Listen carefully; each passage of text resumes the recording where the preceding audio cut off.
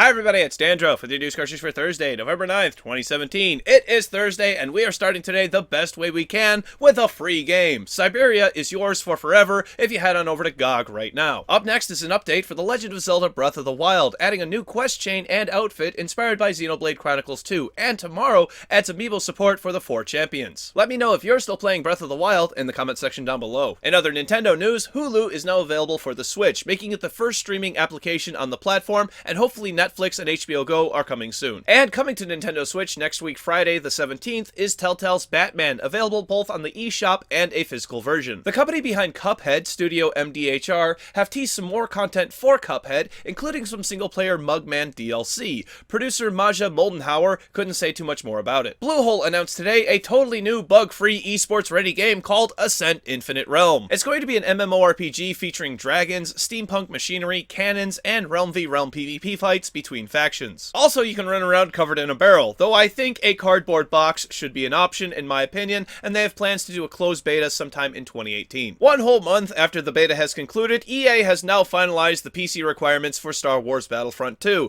and of course, because it's such a graphically demanding game, the requirements are rather high. Both the minimum and recommended can be seen on your screen right now, and as always, if you need help figuring out if you can run Star Wars Battlefront 2 or any other game, just leave your PC specs in the comment section down below, and I will personally help you out. Also revealed today, only 8 days before the release of Battlefront 2, are the prices of the premium currency and business model surrounding it, but only because EA and Origin Access members were able to play a trial of the full game. Great job again, EA, on not telling your customers about what they're buying. Moving on from there, Twitch TV has partnered with chess.com to promote some chess-centered content. The two sites have worked together in the past, with Twitch hosting the championships for chess.com. On November 18th, they're hosting a speed chess champion fight, and this is not a fight of rooks, it's a fight of kings. Discord is rolling out Rich Presence today, a software development kit meant to improve integration of games. With this feature enabled, people who play games will be able to ask to join a game with their friend, or be able to spectate right through Discord, minimizing the number of windows necessary. Some games already have this feature, like OSU, Battlerite, Payday 2, We Need to Go Deeper, and Killing Floor 2. I really like this idea because now I can broadcast just to my friends without having to start up my stream. Another update news, Assassin's Creed Origins' first patch may have done just as much harm as it has done good. Players are now complaining of texture loading problems, the lighting has been degraded, and draw distances do not go out as far as they used to. Stay tuned to News Cartridge for more on Assassin's Creed Origins. Continuing on with the Ubisoft news, CEO Yves Guillemot has stated that new consoles are only 2 years away, but admits that there isn't any specific information that he's basing this on. I don't think this is necessarily out of the question, but it does lead to more questions. Like, what about the people who bought an Xbox One X? Are they only expected to get 2 years out of their machine? Is backwards compatibility going to be a standard on console, especially when you consider that they run more similar to PCs than they ever have before? What is the specifications these machines are targeting, and what will be the price? Do you think we'll see another console generation in the next few years, or do you have another question for their speculation?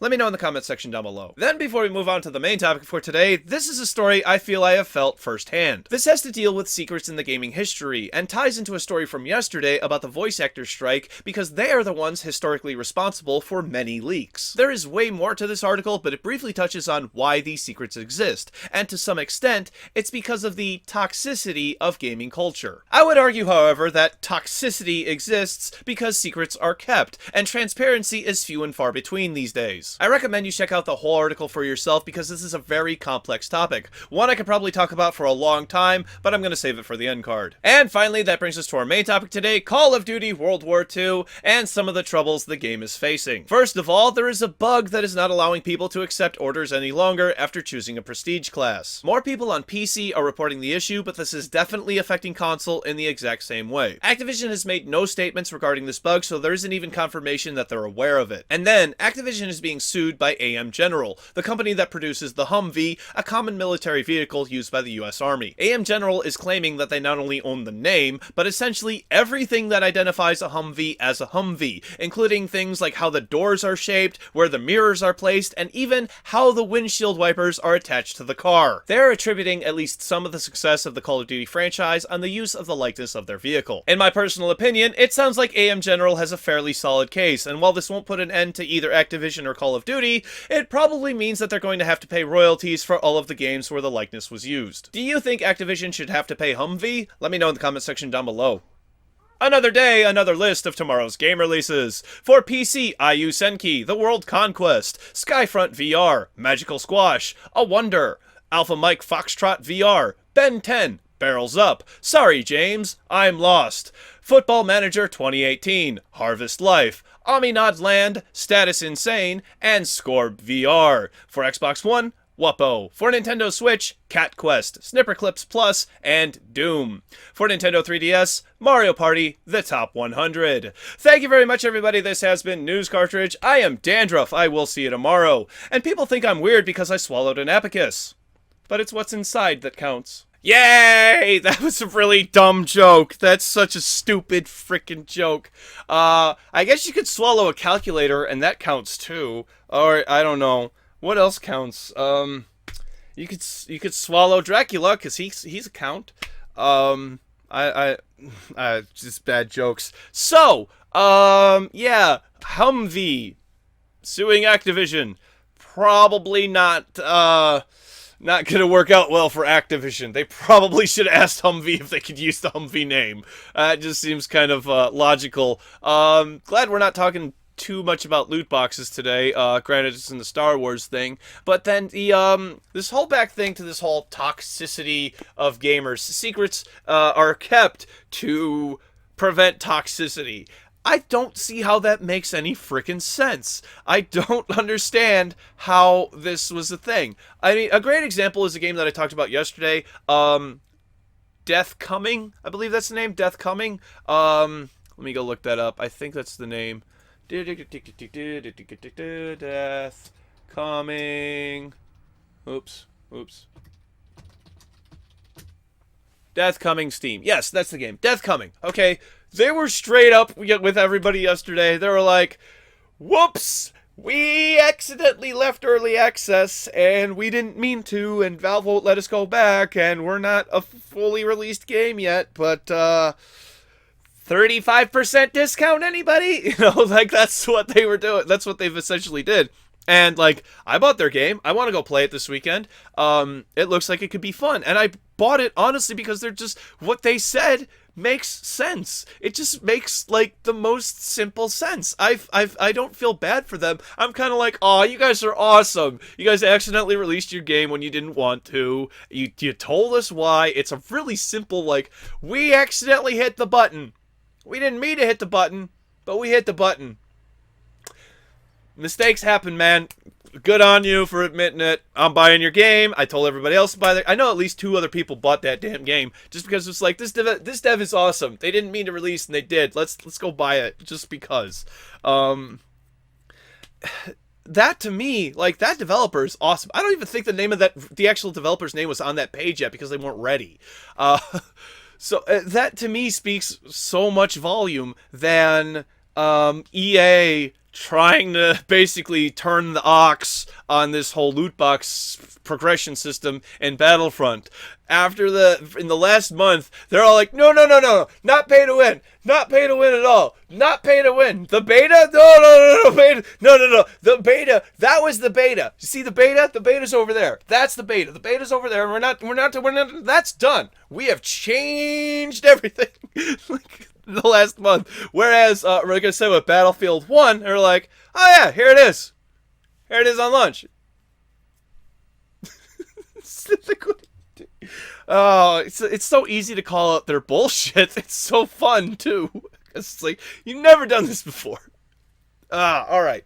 So, and it's stuff like that, of like, why did we have this progression or loot box progression-based system that is leading to some anger?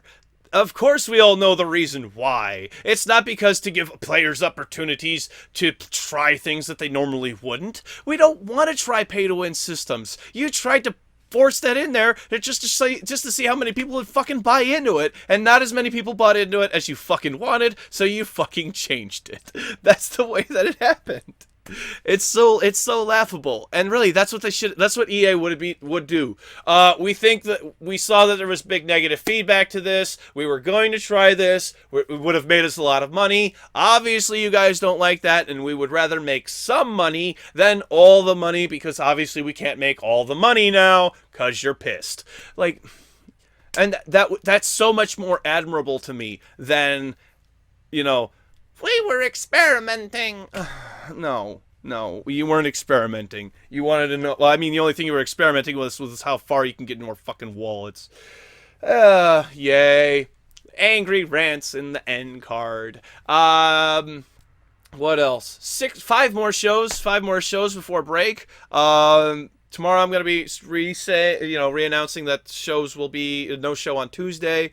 All next week, I'm letting everybody know all next week, every day at the very beginning, I'm going to be telling people that I'm not going to be there for the next show. Regular watchers of the show may get a little tired of that, but that's because not everybody watches the show every single day. If you may catch 1 or 2 episodes next week, and it wasn't the episodes that, I tell you, hey, I'm going to be on break, I'm not going to be here that week. You don't see those episodes, you're going to be like, where are you? On the 20th, be like, where's your episode, Dandruff? You said it's a daily show. What's going on here? And it's like, well, you got to tell people. Not everybody watches everything all the time. So if it's a little redundant next week, please forgive me. That happens every single week. Go back and look at the last time I did this. I tell everybody every day the week before it's coming up. I'm really looking forward to it too. Really can't wait to go just play some WoW all day, every day. Play some Elite Dangerous. I'm looking forward to American Truck Simulator after I'm done today with this, because New Mexico DLC was out today. I had mentioned that, I think yesterday, that it was going to be out, or I mentioned it earlier in the week that it was going to be out today. It is out today. It's $11.99 or your regional equivalent. I picked it up. I can't wait to go drive trucks. 4,000 miles of road it has added, which is a lot. I can't wait. I want to go play that game and drive from like the tip of California all the way to the end of New Mexico. That'll be a lot of fun. Actually, backwards, it's this way. So tip of California up here, all the way down to New Mexico over there. That'd be fun, right? That game is a bunch of fun. Pick it up if it's on sale. It goes on sale for $10. So $20 is not too high for it, but considering that all the DLC is going to be kind of costly, pay $10 for the base game. Try it out if you like it, then get into the DLC. I quite enjoy it. I can't wait to buy all 50 states. Anyway, social media links are over here, everybody. Twitch, Twitter, Facebook, Patreon. I did it right because you pay me from the Patreon links. That's what makes me say the Facebook link properly. Money. Money, money, money. Click over. It's up here now. Click up here to subscribe to my channel, and click over here, down here, to watch yesterday's episode where we talked about loot boxes being in Call of Duty World War II. Wait, no, not loot boxes. We did talk about loot boxes being in Guild Wars 2, with mount skins being in loot boxes. Bye, bye, bye, bye, bye, bye.